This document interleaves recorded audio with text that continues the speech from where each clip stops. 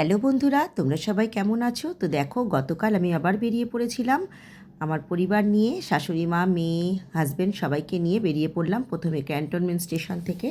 দেখো, ক্যান্টনমেন্ট স্টেশনে গিয়ে আমরা একটু টিফিন করলাম, কারণ বাড়ি থেকে টিফিন খেয়ে যাইনি, শুধু চা বিস্কুট খেয়ে বেরিয়েছিলাম। তারপর ট্রেন এসে গেল হাসনাবাদ লোকাল। হ্যাঁ, আমরা যাচ্ছি কচুয়া লোকনাথ বাবার আশ্রমে। তো আমরা দেখো নেমে পড়লাম কাকড়া মির্জানগর, সেখান থেকে টোটো ধরলাম। টোটো ধরে বেশ খানিকটা যেতে হয়, তবে ভাড়া কিন্তু বেশি নয়, 10 টাকা ভাড়া। তো দেখো চলে আসলাম আমরা কচুয়াতে। এত সুন্দর পরিবেশটা, কি বলবো বন্ধুরা তোমাদের। দেখো, নেমেই তো আমার বরমশাই প্রসাদের কুপন কেটে নিল। তারপরে এই যে দেখো, উত্তমদার দোকানে আমরা পুজোর ডালা নিতে আসলাম, প্রত্যেকবার আসলে এখানেই আসি। তো দেখো, ডালা নিয়ে চলে গেলাম মন্দিরের ভিতরে।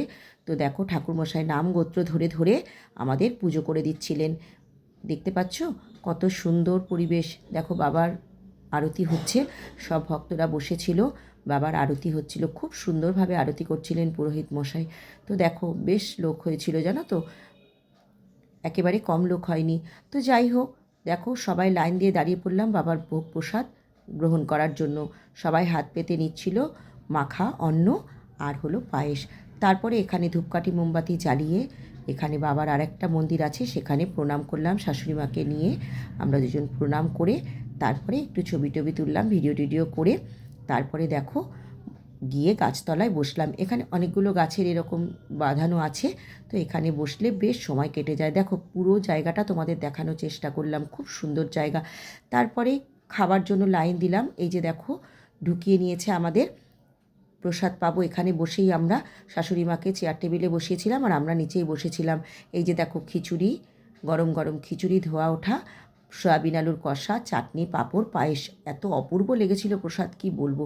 তারপরে এখানে এসে আবার গাছতলায় বসে ডাব খাওয়া হলো। এবার বাড়ি যেতে হবে। দেখো, চারপাশে কত দোকানপাট বসেছে জানো তো, এখানে সবসময় এই দোকানগুলো থাকে, পার্মানেন্ট দোকান এগুলো।